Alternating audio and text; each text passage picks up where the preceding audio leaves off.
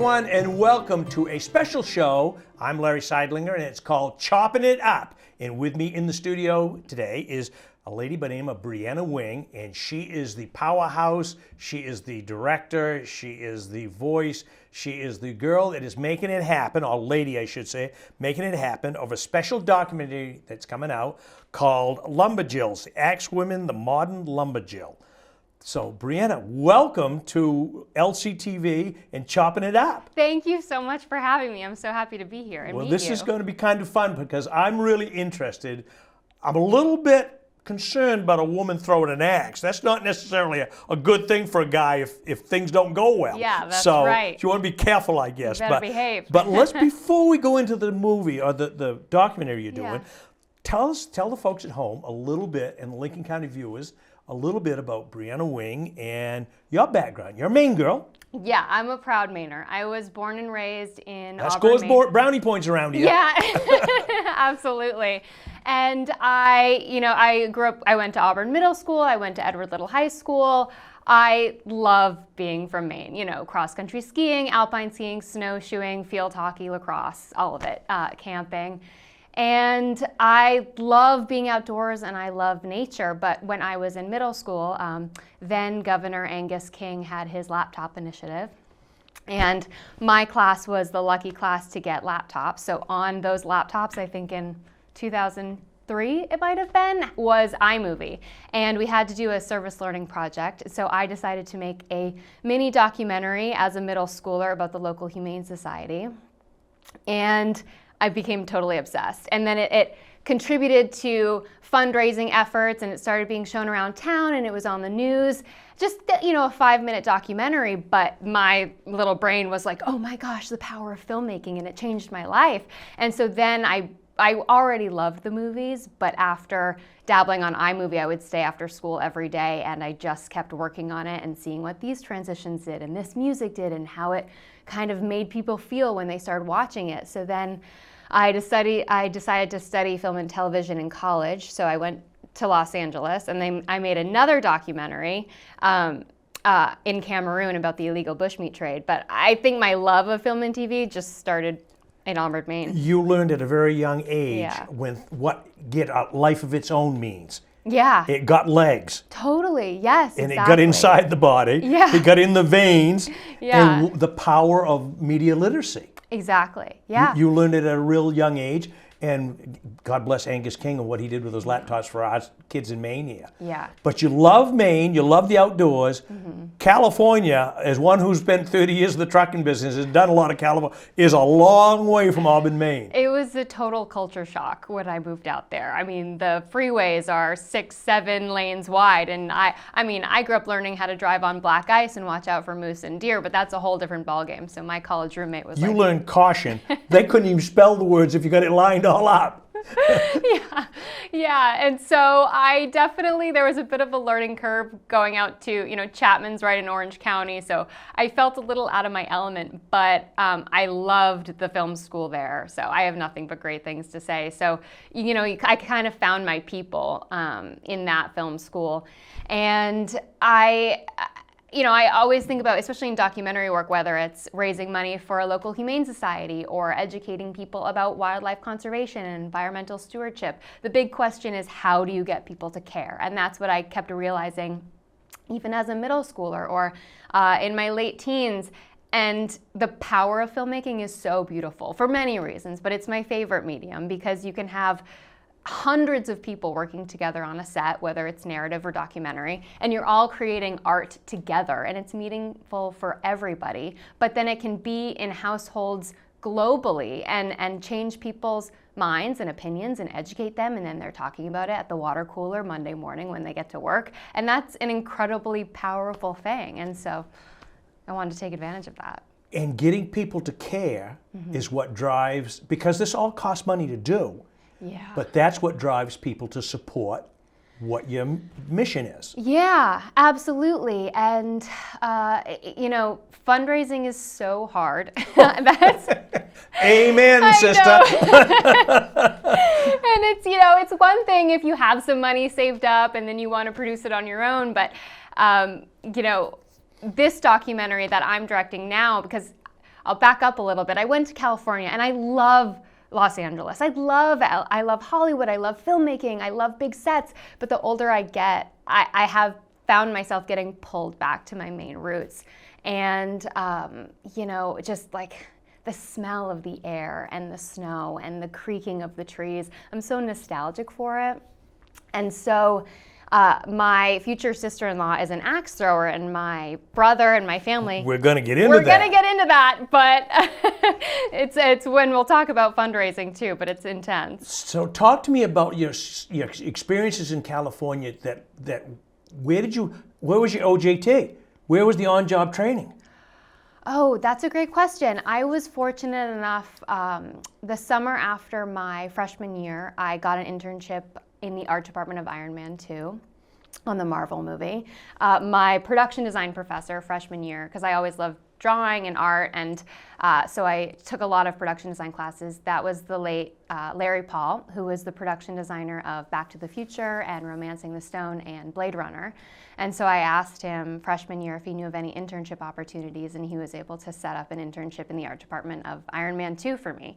And so Was that like a great big, oh my God, what have I done? You have no idea. No, I don't. That's why I'm asking. I think I was 18 or 19, and I was in my sweatpants, as a lot of college students do, nervously asking my professor for an internship opportunity, and just an old t-shirt.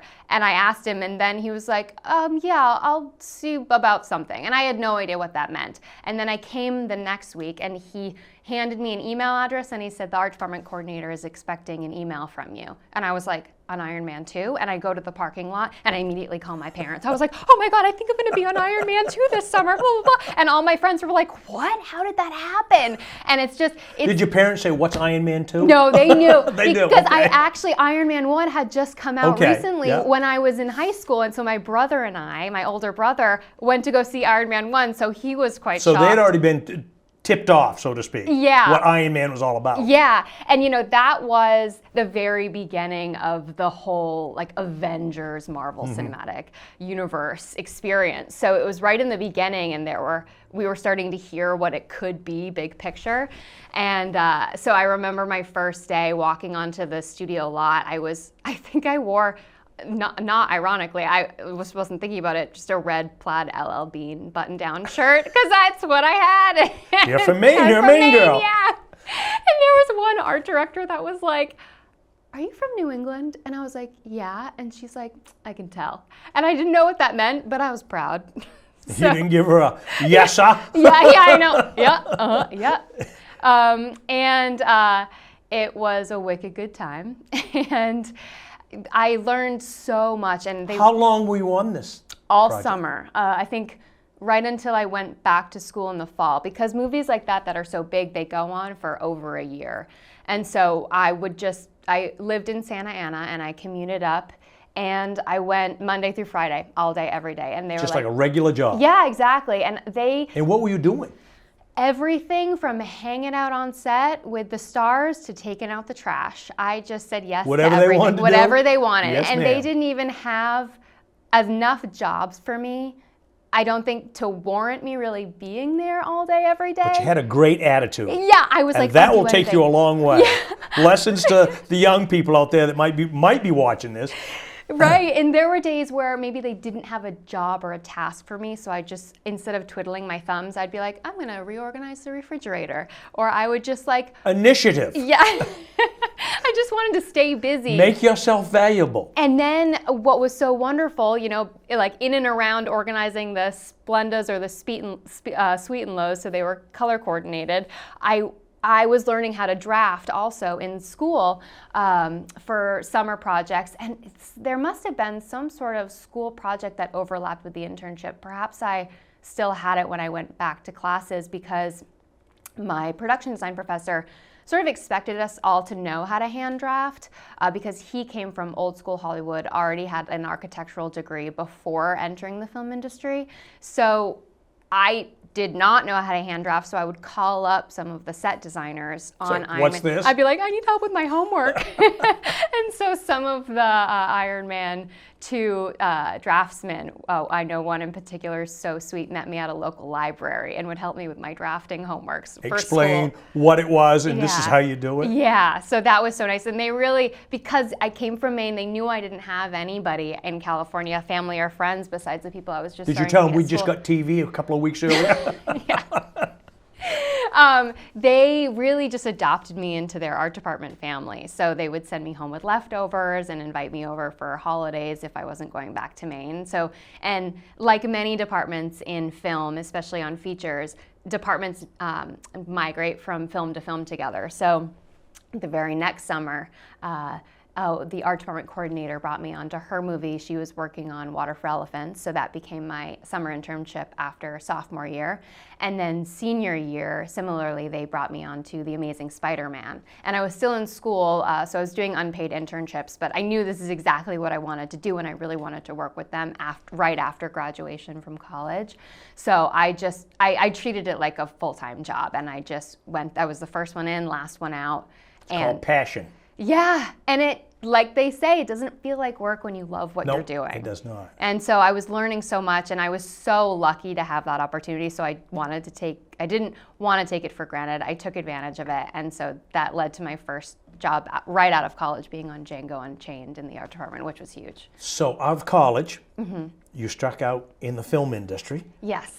Talk to us a little bit about that. I'm going to get into this axe throwing, but I'm really intrigued about your background because you just don't all of a sudden walk down the street and say, I'm going to do a documentary about women throwing axes. Yeah, no, I'm actually really happy to be talking about my journey. So thank you for asking.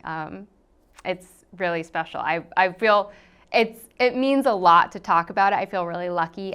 There's a lot of, you never know what kind of community you're getting into in any industry, and I got really lucky that I fell into a community of workers that care about not only the craft, but also the people they work with. The art department that I was lucky enough to intern with and work with after college, we would all have like family style lunches together.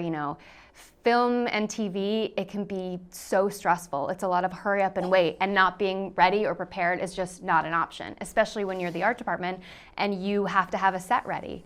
The crew needs something to shoot, so it's just not an option not to have the set ready. So you have to be organized and prepared and be ready to roll with the punches and problem solve. So that can get really stressful. But well, you need a medical degree too, because you're going to have a lot of patience. Right, yeah. Right? Yeah, and so no matter how stressful it got, my boss, the late Michael Riva, the production designer, he would always have family style lunches, and we would always sit down and he'd make it a point to be like, how's your kid's soccer game going? Bree, how's your homework going? How's college going? And he just reminded us all that however crazy, we're not performing brain surgery or heart surgery. We're making a movie. It's fun. So also our first priorities are our loved ones and our children and our families. And I remember when I was in college, one of my professors also said, the industry in Hollywood can get crazy, and people may see a route to deal with the stress and anxiety with drugs and alcohol, or yoga and meditation and journaling. And he was like, choose your path right now. And I was like, oh, okay, yoga Sure, and why not? meditation. And But you found out that not everybody's a movie star. There are a lot of people that are actors. So I have friends that are actors out there. They make a really nice living, but they're not multimillionaires. No, not at all. Yeah, a lot of these them have gazillionaires and all this. Yeah. They just make a nice living, like in Maine. If you're a fisherman or maybe a logger, you make a good living. You work hard, you make a good living, and that you're surrounded by an industry that supports that. Yeah, exactly. There's so many talented craftsmen, whether grip and electric or actors out there that have side hustle gigs. There's so many talented actors out there that might not be the series regular of your favorite TV show, but they audition regularly, and they maybe have a day job with a supportive supervisor or are bartending or waitressing on the side, and they're incredible.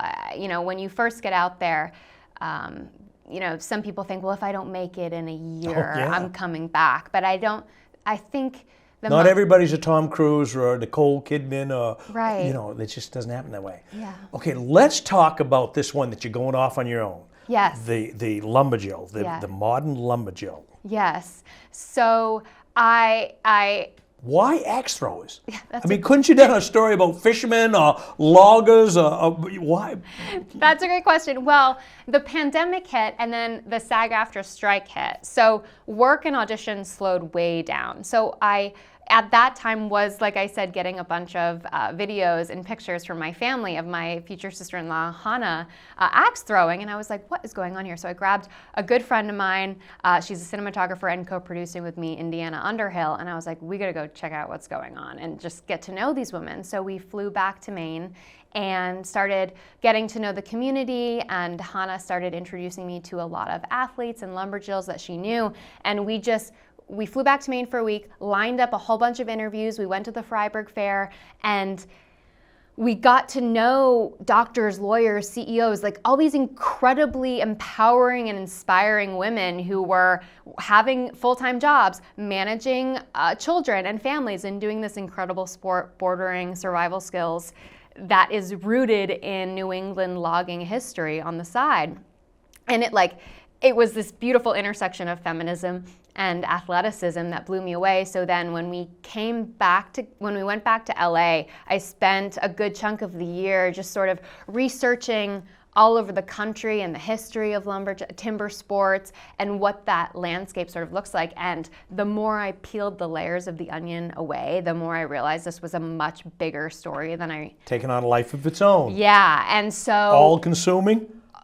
And I already get very obsessive about things, so then... I never would have guessed that about you. Yeah. I've known you like all of 20 minutes or half an hour. I never would have guessed that about you. Yeah, I just ask my family or my friends. I go down rabbit holes deep. So then I went down a deep rabbit hole of lumberjill sports, modern day athletes, and also starting to interview scholars and historians and tree scientists all around North America to see what this greater story could be. So what I originally thought might just be a nice little short film to do for fun evolved into a much larger story. So then Indiana and I were like, okay, we need to figure out fundraising in a big way. So I wrote a treatment of what could be possibly a very large 4-part series. So we're trying to get fundraising for that. But in the meantime, I'm just zooming and interviewing as many athletes and historians as I can, and every time I come back to Maine, I bring a camera and try and record some more. So when you showed up at the Freiburg Fair, which is the biggest fair in Maine, which highlights the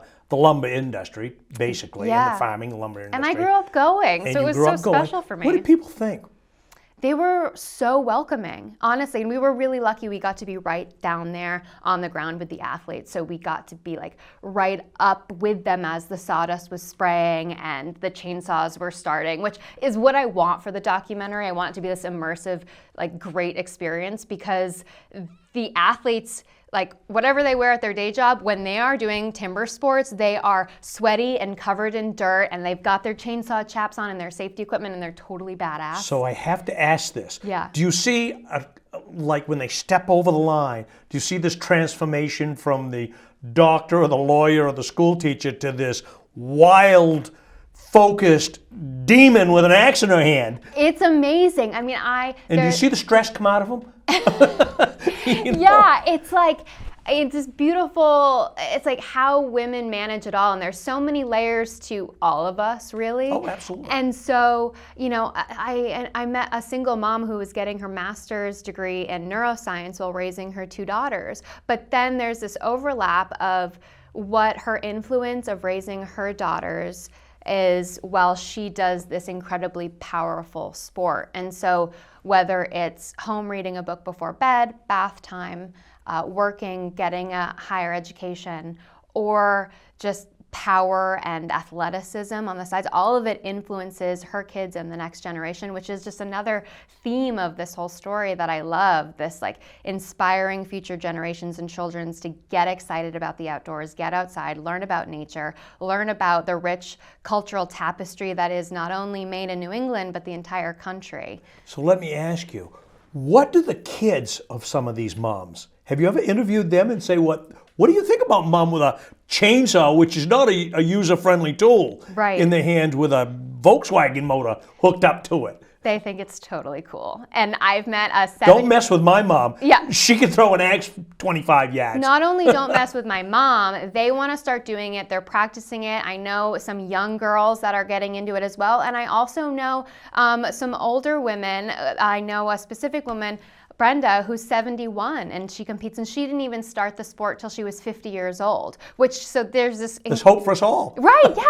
It's like the age diversity of it too. I mean, what a great exercise to do. Bonding with the women. Mm-hmm. Oh my gosh, yes. It's way better than a knitting club. It is the community that helps. There is team sports are a beautiful way to connect and support one another. And there's an individuality of the disciplines and the competitions because you're kind of competing against your own personal record. Sure. But then there's not only at like the Freiburg Fair where you're competing on your own, at the collegiate level, there are team sports, and those are ranked more as a team, so individual rankings go to the greater whole of the team. So there are different ways that you can perform, whether it's your own PR or benefiting your team, but it seems like the camaraderie of the sport is a lot greater than I anticipated because I've noticed... That's what I was going to ask you. Here in Maine, there's an axe throwing competition. Or a club of competition. Do you see? And I'm going to ask you to talk a little bit. Yeah. You probably have more info on that than anybody about how this all. But do you see these people that they can't wait for the next competition to see whoever that they've made dear friends with? Yeah. And are they communicating with? I'm sure they're communicating. Whatever the modern way of, my old-fashioned way is pick the telephone up, Yeah. But today it's Snapchat and all these kind of things there. Yeah, there are certainly friendly, healthy rivalries, but there's a lot of camaraderie in that, equipment can break, chainsaws can snap, depending on, there's different types of wood that are regulations. Sometimes there's a knot in the wood, or maybe there's a rogue nail in the wood. But I've noticed that if equipment breaks, a lot of fellow athletes will lend their equipment to the competitors. So you've got a gal, this Miss Weatherby. Yes. Talk to us a little bit about your star pupil, your star of your documentary. Alyssa Weatherby is the owner of the Axewomen Loggers of Maine. She's been such a helpful and crucial collaborator because Hannah, my sister-in-law, is on the Axewomen Loggers of Maine team, as well as Hannah's cousin, Ashley Audette.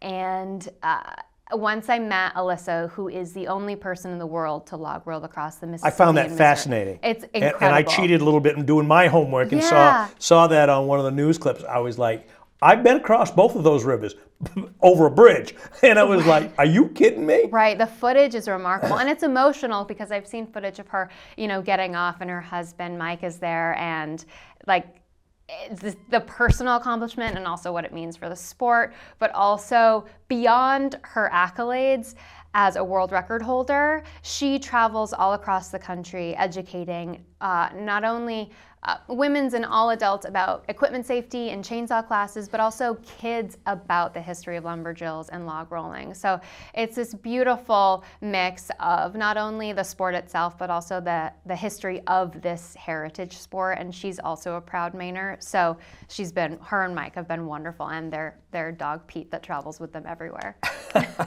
So before we run out of time, what I really want to know is this documentary that's taken on a life of its own. Where's it going to go? What are you going to do with it? How big is it going to get? Do you even know?